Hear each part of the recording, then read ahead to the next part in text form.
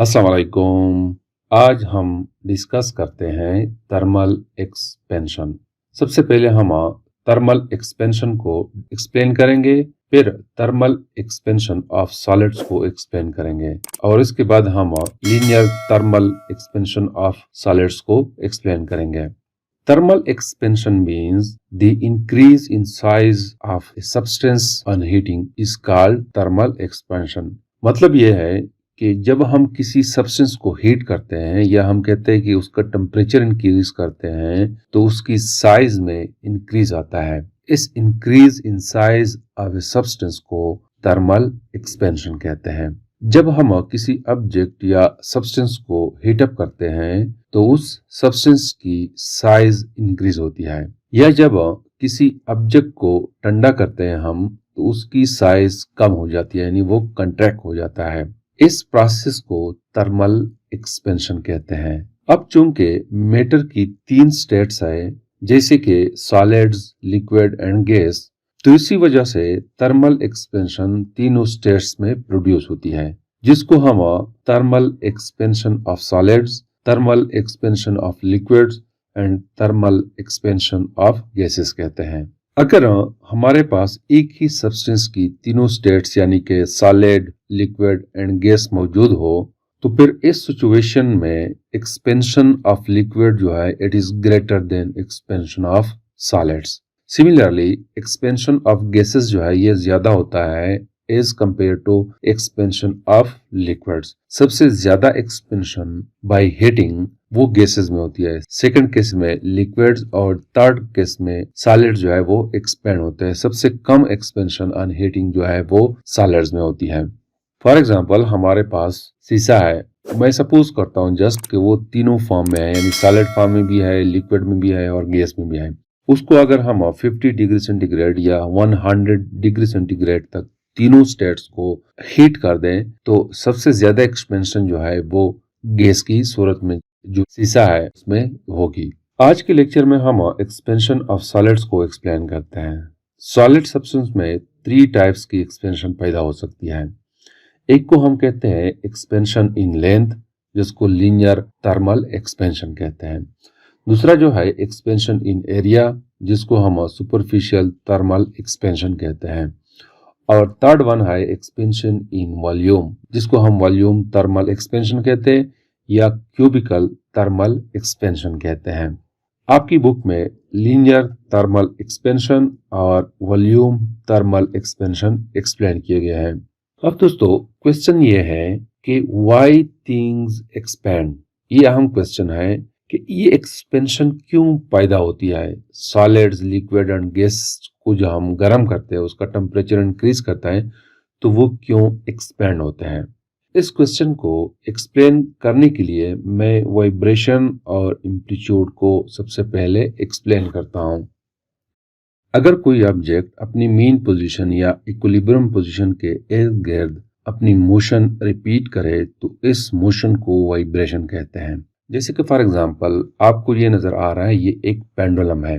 ये एक inextensible string है जिसके साथ ये एक ऑब्जेक्ट हमने अटैच किया हुआ है। अब ये पेंडुलम इस पोजीशन पे इक्विलिब्रियम पोजीशन में यानी रेस्ट हालत में, इस पोजीशन को हम मेन पोजीशन कहते हैं या इक्विलिब्रियम पोजीशन कहते हैं। अब मैं क्या करता हूं कि इस पे फोर्स लगा के सम डिस्टेंस पे ले जाता हूं, यहां तक मैं ले आया। इस पॉइंट को मैं एक्सट्रीम पोजीशन कहता हूं, जिसको मैं रिप्रेजेंट करता हूं E1 से। ये पोजीशन एक्सट्रीम पोजीशन है। अब यहाँ पे जब मैं इसको रिलीज करूंगा तो ये अपने मेन पोजीशन के इर्द गिर्द अपना मोशन रिपीट करेगा, तो इस मोशन को वाइब्रेशन कहते हैं। अब ये पेंडुलम अपने मेन पोजीशन के इर्द गिर्द वाइब्रेशन कर रहा है। अब यहाँ पे ये जो मेन पोजीशन है, यहां से लेकर एक्सट्रीम पोजीशन, ये जो E1 है या E2 है, ये एक्सट्रीम पोजीशन है, यहां तक डिस्प्लेसमेंट को हम एम्पलीट्यूड कहते हैं। मैक्सिमम डिस्प्लेसमेंट को हम एम्पलीट्यूड कहते हैं फ्रॉम द मीन पोजीशन। अगर यहाँ पे मैं मीन पोजीशन से लेकर ए तक डिस्टेंस कंसीडर करो तो इसको हम डिस्प्लेसमेंट कहते हैं, और ये डिस्प्लेसमेंट जब मैक्सिमम बन जाती है यानी कि जब वो E1 या E तक हम इसको काउंट करें तो इस डिस्प्लेसमेंट को हम एम्पलीट्यूड कहते हैं। यहाँ पे हम कह सकते हैं कि पेंडुलम जो है ये वाइब्रेशन कर रहा है। आप लोग मेट्रिक में पढ़ेंगे सिंपल हार्मोनिक मोशन, वहां पे आप इसको सही तरह समझेंगे, लेकिन फिलहाल आप ये समझे कि इसकी मोशन को वाइब्रेशन कहते हैं और मीन पोजीशन से लेकर एक्सट्रीम पोजीशन तक डिस्प्लेसमेंट को हम एम्पलीट्यूड कहते हैं। अब अगर मैं ऐसा करूं कि पहले वाले केस की बजाय इस पेंडुलम पे ज्यादा फोर्स अप्लाई करूं, देखो इसको मैं ज्यादा डिस्प्लेस करता हूं तो इसका एम्पलीट्यूड इंक्रीज हो गया, तो इसको जब मैं रिलीज करता हूं तो इसका वाइब्रेशन यानी हम कहते हैं कि एम्पलीट्यूड जो है वो इंक्रीज हो रहा है, और एम्पलीट्यूड जब इंक्रीज होता है तो ये ज्यादा स्पेस ऑक्युपाई करता है। मतलब यह है जब एम्पलीट्यूड इंक्रीज होता है तो एम्पलीट्यूड के इंक्रीज होने से कोई ऑब्जेक्ट जब वाइब्रेशन करता है वो ज्यादा स्पेस कवर करता है। अब यही मिसाल सॉलिड्स की मॉलिक्यूल्स की है। मैं सपोज करता हूं कि हमारे पास एक सॉलिड है, फॉर एग्जांपल आयरन है। आयरन के अंदर मॉलिक्यूल्स होते हैं। रूम टेम्परेचर पे मैं सपोज करता हूं कि मॉलिक्यूल्स की वाइब्रेशन ऐसी है जैसी का आपको नजर आ रही है। ये रूम टेम्परेचर पे सॉलिड्स की मॉलिक्यूल की वाइब्रेशन है, अपनी मेन पोजीशन के इर्द गिर्द मोशन करती है। अब अगर मैं इस सॉलिड की टेम्परेचर इंक्रीज करूं यानी उसको हीट दे दो, हीट चूंकि एनर्जी है, तो जब मॉलिक्यूल्स को एनर्जी मिलती है तो उसकी काइनेटिक एनर्जी इंक्रीज होती है। तो जब काइनेटिक एनर्जी इंक्रीज होती है तो इस मॉलिक्यूल्स का एम्पलीट्यूड जो है वो इंक्रीज होता है। और जाहिर सी बात है, जैसे मैंने आपको बताया कि जब एम्पलीट्यूड ज्यादा होता है तो वो स्पेस ज्यादा कवर करता है। तो इसी वजह से जब एम्पलीट्यूड इंक्रीज होता है तो स्पेस की वजह से सॉलिड्स की लेंथ, वॉल्यूम इंक्रीज होती है। तो ये मेन वजह है कि जब हम हीट देते हैं तो सॉलिड्स के मॉलिक्यूल्स की काइनेटिक एनर्जी इंक्रीज होती है और उसका वाइब्रेशन जो है वो ज्यादा होता है, उसका एम्पलीट्यूड ज्यादा होता है, और ज्यादा एम्पलीट्यूड के लिए ज्यादा स्पेस चाहिए होता है। तो इसी वजह से सॉलिड्स जो है वो एक्सपेंड होते हैं। अब हम डिस्कस करते हैं लीनियर एक्सपेंशन ऑफ सॉलिड्स। इसको एक्सप्लेन करने के लिए हम एक लॉन्ग मेटल रॉड को कंसीडर करते हैं जिसकी लेंथ जो है मैं कंसीडर कर रहा हूं ओरिजिनल लेंथ L0 है, और इस रॉड की चौड़ाई और ऊंचाई लेंथ से कम है। मतलब है कि लेंथ ज्यादा है, चौड़ाई और ऊंचाई इसकी कम है। और मैं सपोज करता हूं कि इसकी टेम्परेचर T0 है। रूम टेम्परेचर मैं कंसीडर कर रहा हूं या कोई रेफरेंस टेम्परेचर मैं कंसीडर करता हूं, वो मैं सपोज करता हूं T0 है। जब हम इसको हीट देते हैं तो कुछ टाइम के बाद इसकी टेम्परेचर इंक्रीज होती है जिसको मैं T से रिप्रेजेंट करता हूं, और जब टेम्परेचर इंक्रीज होती है तो रॉड एक्सपेंड होकर उसकी लेंथ जो है वो बन जाती है LT। इसकी न्यू लेंथ जो है वो LT हो जाती है। अब जब टेम्परेचर इंक्रीज हुआ तो रॉड की लेंथ में इजाफा हो गया जिसको हम कहते हैं डेल्टा L, और इस वक्त टेम्परेचर चूंकि चेंज हो गया है उसको हम रिप्रेजेंट करते हैं T माइनस T0 से, और जो लेंथ है, जो इंक्रीज इन लेंथ है जिसको हम डेल्टा L से रिप्रेजेंट करते हैं, it is equal to LT minus L0। New length से जब हम ओरिजिनल लेंथ माइनस करते हैं तो डेल्टा L बन जाता है। अब एक्सपेरिमेंट से प्रूफ हो चुका है कि thermal expansion of rod 3 factor पे डिपेंड करती है। एक फैक्टर यह है कि original length of rod, original length of rod पे डिपेंड करती है थर्मल एक्सपेंशन। इसके लिए मैं सपोज करता हूं कि हमारे पास एक कॉपर रॉड है जिसकी लेंथ 1 मीटर है, और ये कॉपर रॉड मैं रिप्रेजेंट कर रहा हूं A से। इसको मैं नाम दे रहा हूं रॉड A, और इसको मैं टेम्परेचर दे रहा हूं 50 डिग्री सेंटीग्रेड। और एक दूसरा कॉपर रॉड है जिसकी लेंथ 2 मीटर है, इसका टेम्परेचर भी मैं इंक्रीज करता हूं 50 डिग्री सेंटीग्रेड। अब लेंथ जो है ओरिजिनल लेंथ L0 जो है दोनों की डिफरेंट है। अब इस सिचुएशन में जब मैं रॉड B जिसकी लेंथ 2 मीटर है, दूसरा रॉड जो है चूंकि इसकी लेंथ ज्यादा है as compare to rod A, तो सबसे ज्यादा एक्सपेंशन जो है वो रॉड B में होगा। तो हम लिखते हैं इसको इक्वेशंस के थ्रू लिखते हैं कि change in length it is directly proportional to original length. यहाँ पे जैसे मैंने आपको बताया कि रॉड बी की ओरिजिनल लेंथ ज्यादा है as compare to rod A. दोनों कॉपर के बने हुए हैं, दोनों को सेम टेम्परेचर दिया गया है, तो चूंकि रॉड बी की लेंथ पहले से ज्यादा है तो ज्यादा इंक्रीज जो है वो रॉड बी में आएगा। तो इसको मैं लिखता हूं इक्वेशन नंबर 1। दूसरी बात, ये एक्सपेरिमेंट से साबित हुई है कि थर्मल एक्सपेंशन जो है it depends on the temperature. जितना हम टेम्परेचर ज्यादा इंक्रीज करते हैं उसी हिसाब से चेंज इन लेंथ ज्यादा होगा। इसको मैं एक्सप्लेन करता हूं कि लेट सपोज हमारे पास दो रॉड्स है। एक रॉड ए है जिसकी लेंथ 1 मीटर है और ये कॉपर की बनी हुई है।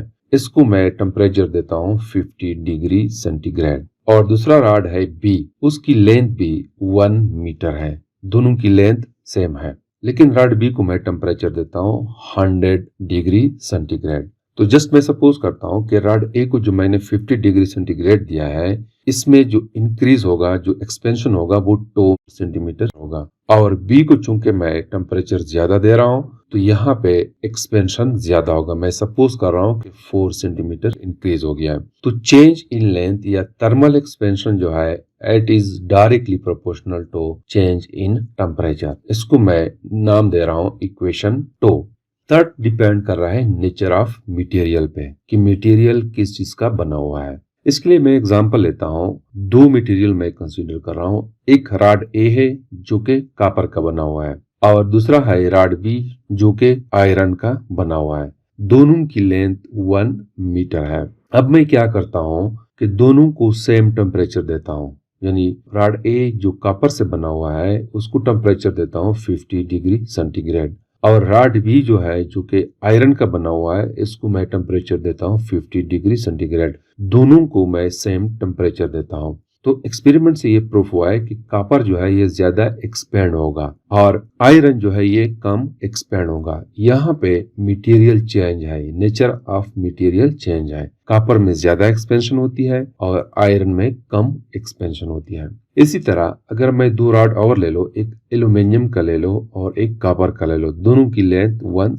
मीटर है और दोनों को मैं सेम टेम्परेचर देता हूँ 50 डिग्री सेंटीग्रेड। तो इस सिचुएशन में एल्यूमिनियम जो है ये ज्यादा एक्सपेंड होगा, यानी कि कॉपर से एल्यूमिनियम ज्यादा एक्सपेंड होता है। तो यहाँ पे नेचर ऑफ मटेरियल पे भी थर्मल एक्सपेंशन डिपेंड कर रहा है। अब मैं क्या करता हूँ कि इन दो इक्वेशंस को कंबाइन करता हूँ। मैं लिखता हूँ कि delta L is directly proportional to original length and change in temperature. इसको मैं इस तरह लिख सकता हूँ कि change in length is equal to some constant L not delta T. यहाँ पे इस इक्वेशन को मैं नाम देता हूँ इक्वेशन 3। यहाँ पे ये कांस्टेंट ऑफ प्रोपोर्शनलिटी है जिसको हम कहते हैं कोफिशिएंट ऑफ लीनियर एक्सपेंशन। ये हमारे पास मेन इक्वेशन है। अब अगर हम ऐसा करें कि जो न्यू लेंथ है, जब हम किसी ऑब्जेक्ट, किसी रॉड को हीटअप करते हैं, उसका टेम्परेचर इंक्रीज करते हैं तो उसकी लेंथ में इंक्रीज आता है जिसको हम न्यू लेंथ कहते हैं, जिसको हम एल से रिप्रेजेंट करते हैं।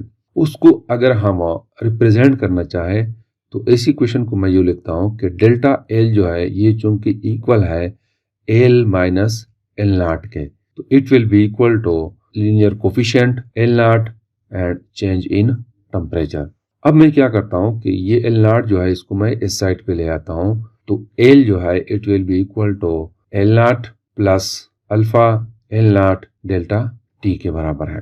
अब यहाँ पे मैं क्या करता हूँ कि ये जो राइट साइड है यहाँ पे एल नॉट को कॉमन करता हूँ, तो L will be equal to L not into 1 plus alpha delta T. तो ये हमारे पास इक्वेशन 4 हो जाएगा। इस इक्वेशन 4 के थ्रू हम जो न्यू लेंथ है रॉड की उसको फाइंड आउट कर सकते हैं। अगर हम चेंज इन लेंथ को फाइंड आउट करना चाहे तो हम इक्वेशन 3 को यूज करते हैं। तो ये हमारे पास इक्वेशन है फॉर थर्मल एक्सपेंशन। अब अगर हम ऐसा करें कि ये कोफिशिएंट ऑफ लीनियर एक्सपेंशन को फाइंड आउट करना चाहे तो इक्वेशन 3 को हम रीअरेंज करते हैं। तो इसको मैं लिखता हूं कि coefficient of linear expansion is equal to change in length divided by original length into change in temperature. इसको मैं नाम देता हूं इक्वेशन 5। किसी भी ऑब्जेक्ट की कोफिशिएंट ऑफ लीनियर एक्सपेंशन अगर हम फाइंड आउट करना चाहें तो इक्वेशन 5 को हम यूज करते हैं। अब अगर मैं इसकी यूनिट फाइंड आउट करना चाहूँ तो कोफिशिएंट ऑफ लीनियर एक्सपेंशन जो है इसकी यूनिट बन जाएगी डेल्टा एल जो है ये लेंथ है, ये मीटर हो जाएगा और ये मीटर हो जाएगा, मीटर और मीटर कैंसिल हो जाएगा, हमारे पास नीचे सिर्फ आएगा डेल्टा टी यानी चेंज इन टेम्परेचर।